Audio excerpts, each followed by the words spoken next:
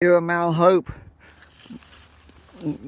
just behind the fire department, because I showed the remains of the White Oak Railway that used to run through here. Well, this is this was a connector track that led to the rail yard that's used by both White Oak and Glendzine and Eastern.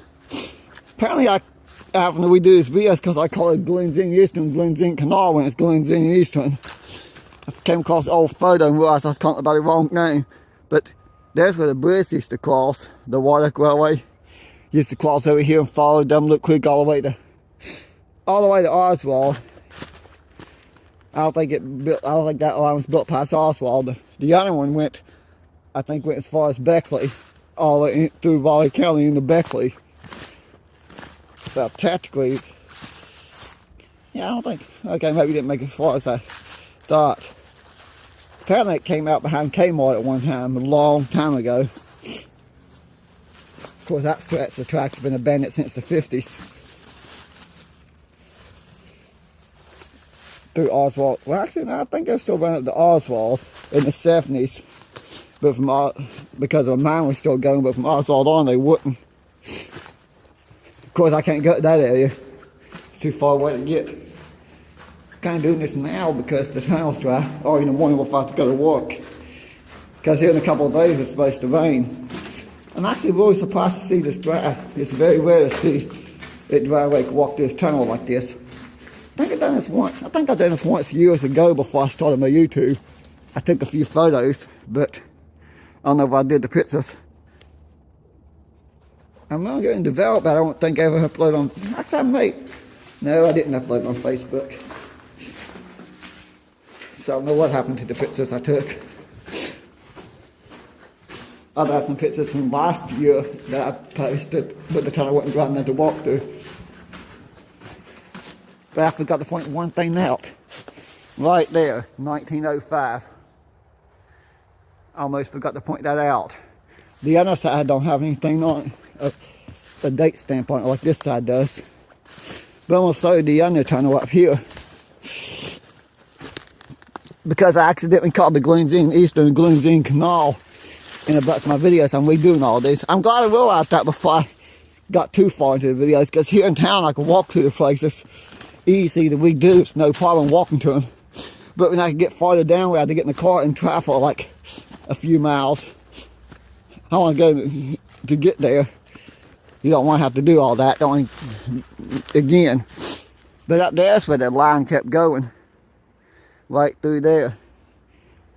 Actually, I remember when I was a kid in grade school, you could walk some of that because it wasn't grown up yet. In the early 90s. I think I walked it a time or two with my cousin. My coat got hooked on the tree limb there. Yeah, this is why I gotta be careful. I want to get in the water. It's not that deep, but still. My phone is not waterproof. But this tunnel, I seriously think there might have been two pairs of tracks there. I used to think there was only one, but this is wide enough for two pairs of tracks to be on top of.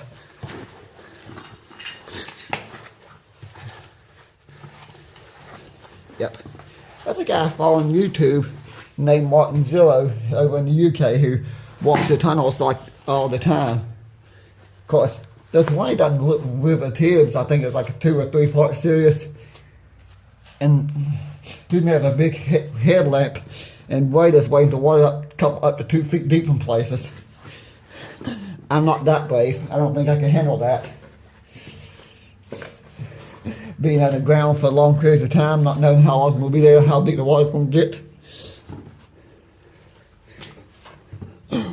Here, because I can see it like those bovines, and I know this creek pretty well.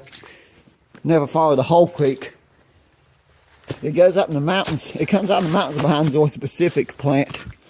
From there on, of course, I've been along this creek for most of the way to Georgia Pacific before. You can see a lot of it from the road, and I've walked a lot of it as a kid. There's another tunnel up there. Of course, I'm not going to go to that one. That one's half buried. So when we get a lot of rain, it does back the water up sometimes. Can't think of it, there should be a train coming. Yeah. I think I'm gonna quit filming until I get to the top here. Okay, I made it to the top of that steep embankment. I'm not doing that again. That's too much work.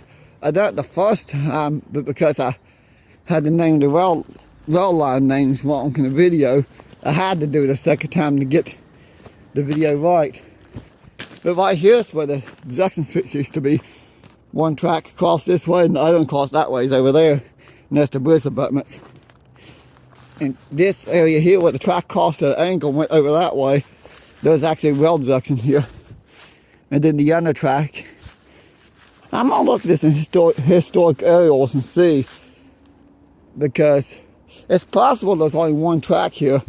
I know both Glenzine and Eastern and the White Oak Railway with single track lines with plenty of sidings. New one with double track. Although when Chesapeake and Ohio bought both of them out, I think they did consider it double. They may have considered it double track because they own on both sides of Dunlop Creek from Glenzine to Mount Hope, through Mount Hope. Of course,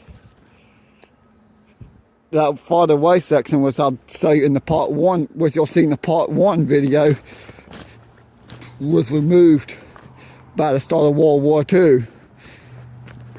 But there used to be a rail diamond here. The rail diamond's gone before my time, but next to the bridge there's a rail diamond.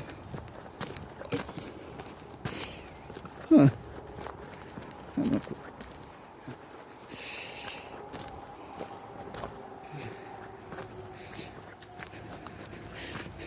Where the two rail lines crossed.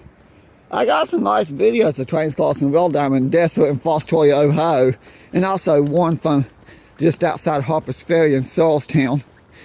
I'd like to go up there again one day. I don't know, it might be springtime if I make it back to Harper's Ferry. But that's where the line crossed. Over there's the Dunlop Creek Bratz line that goes on up through here. And we'll go there in a second real quick. Then I gotta go home and get ready to go to work. I'm here where the Dunlop Creek Bratz line becomes the Sugar Creek Spur, because right straight ahead is the curve where the junction switch used to be to the spur. A lot of times these Bratz lines switches to spurs to be removed. In this case it's a switch to the Bratz line which leads you through the, I'm going to say out of service rail yard, because apparently CSX considers this out of service not abandoned. Of course, R.J. Corman leased all this from CSX. And as far as I know, there's no plans to do anything with this stretch of track. But the Meadow River Coal Company does own a lot of all kinds of land through here, so they may have plans. And I have filmed a few trains in this area before. But this is the Glenzine Eastern line through here, and over there, the White Oak line came across and connected. Both lines connected to the rail yard. I'll just show parts of the rail yard in one of my videos here soon. As soon as I get time to go down there and do all that. But it's interesting, both rail lines came through here, and both was taken over by Chesapeake and Ohio. And the White Oak Railway, I had to point that out before in the video, from Thurman to Glenzine, the White Oak Railway is still active. And then from on the other side of the bridge there around the curve to the Pax Minor White Oak Railway is still active. But this stretch from here to Glenzine's the Glenzine Eastern rail line. Because most of the White Oak Railway in Glenzine crossed over to the opposite side of the creek. I think the main reason they did that is because when it was originally built in the late 1800s, it went through Oswald and Scarborough and up that way. Of course, I'll show that area in the future video, and then you got videos when I get a chance to go down there and film that area. I'll point it out.